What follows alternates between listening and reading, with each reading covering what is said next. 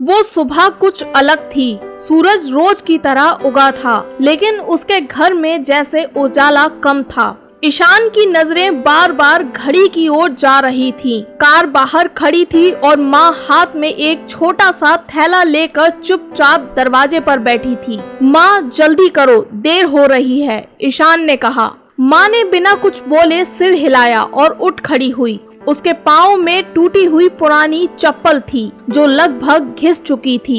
ईशान ने एक बार उसे देखा, फिर नजरें फेर ली।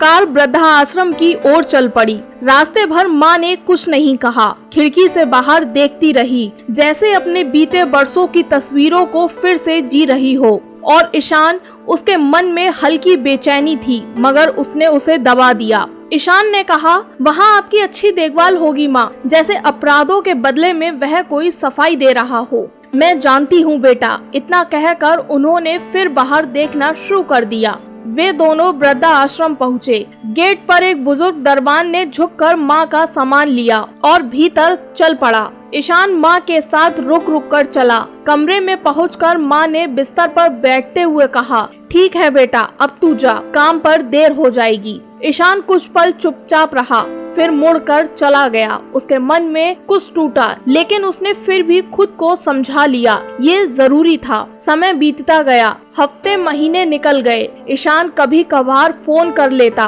कभी मिठाई भेज देता, लेकिन मिलने नहीं जाता। उसकी जिंदगी अब बिजनेस, मीटिंग और कॉन्ट्रैक्ट में उलझ गई।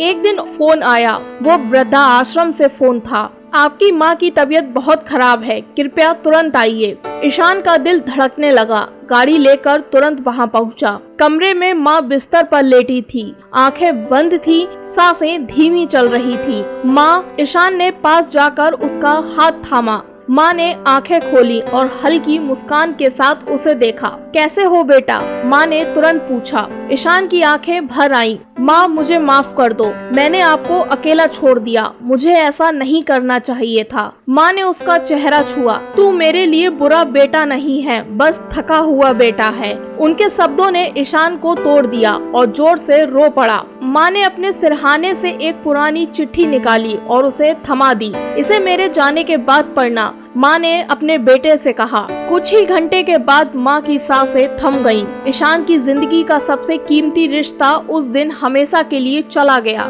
कई दिन बीत गए, ईशान गुमसुम रहने लगा। एक दिन उसने वो चिट्ठी निकाली और पढ़ना शुरू किया। बेटा ईशान, जब तू छोटा था, तू रातों को डर जाता था। मैं तुझे गोद में लेकर कहानियाँ सुनाया करती थी। जब तेरा बुखार नहीं उतरता था, मैं पूरी रात तेरा माथा सहलाती थी। तू जब पहली बार गिरा था, मैं चप्पल छोड़कर नंगे पांव दौड़ती थी। बेटा, मैं जानती हूँ कि तू बहुत व्यस्त है और इस दुनिया में हर रिश्ता समय और सुविधा के तराजू पर तोला जाता है, लेकिन मेरी एक आखिरी ख्वाहिश है। जिस दिन तू मेरी चप्पल देखे जो मैंने पहन रखी थी, उसे संभाल कर रखना। वो तुझे हमेशा याद दिलाएगी कि माँ के पैरों में कितना सफर छुपा होता है। मैंने कभी तुझसे कुछ नहीं मांगा, लेकिन आज मांग रही हूँ। मुझे भुला देना, पर मेरी वो चप्पल भूल मत जाना। तुम्हारी माँ। खत पढ़कर ईशान फूट फूट कर रोने लगा। उसने माँ की वो टूटी हुई चप्पल ढूंढी जो वृद्धा आश्रम के कमरे के कोने में पड़ी थी।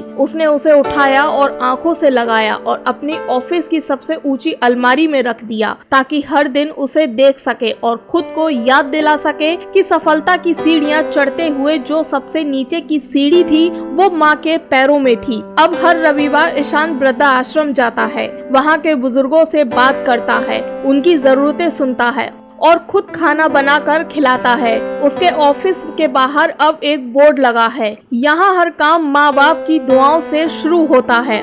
कहते हैं माँ बाप वो दरवाजा है जो हर तूफान में आपके लिए खुला रहता है। जब आप उन्हें पीछे छोड़ आते हैं तो समझिए आप अपने जीवन की सबसे मजबूत नींव को खो देते हैं। समय रहते उन्हें अपना समय दीजिए, क्योंकि एक दिन आप चाहकर भी वो समय वापस नहीं ला पाएंगे। ऐसी ही तमाम कहानियाँ सुनने के लिए हमारे चैनल को लाइक करें, सब्सक्राइब करें, कमेंट करें और शेयर करना ना भूलें। और देखते रहें RI स्टोरी।